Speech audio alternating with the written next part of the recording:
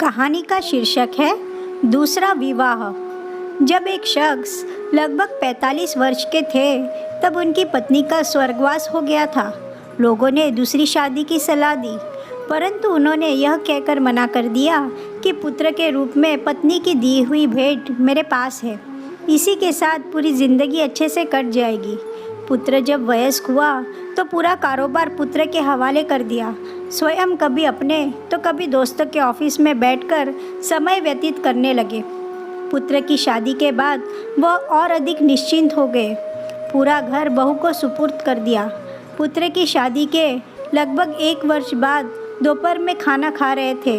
पुत्र भी लंच करने ऑफिस से आ गया था और हाथ मुंह धोकर खाना खाने की तैयारी कर रहा था। उसने सुना कि पिताजी ने बहू से खाने के साथ दही मांगा और बहू ने जवाब दिया कि आज घर में दही उपलब्ध नहीं है। खाना खाकर पिताजी ऑफिस चले गए। थोड़ी देर बाद पुत्र अपनी पत्नी के साथ खाना खाने बैठा। खाने में प्याला भरा हुआ दही भी था। पुत्र ने कोई प्रतिक्रिया नहीं दी और खाना खाकर स्वयं भी ऑफिस चला गया। कुछ दिन बाद पुत्र ने पिताजी से कहा, पापा आज आपको कोर्ट चलना है, आज आपका विवाह होने जा रहा है। पिता ने आश्चर्य से पुत्र की तरफ देखा और कहा, बेटा मुझे पत्नी की आवश्यकता नहीं है और मैं तुझे इतना स्नेह देता हूँ कि शायद तुझे भी माँ की ज़रूरत नहीं है, फिर दूसरा विवाह क्यों?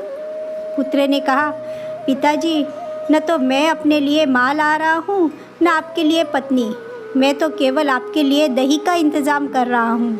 कल से मैं किराए के मकान में आपकी बहू के साथ रहूँगा तथा आपके ऑफिस में एक कर्मचारी की तरह वेतन लूँगा ताकि आपकी बहू को दही की कीमत पता चले।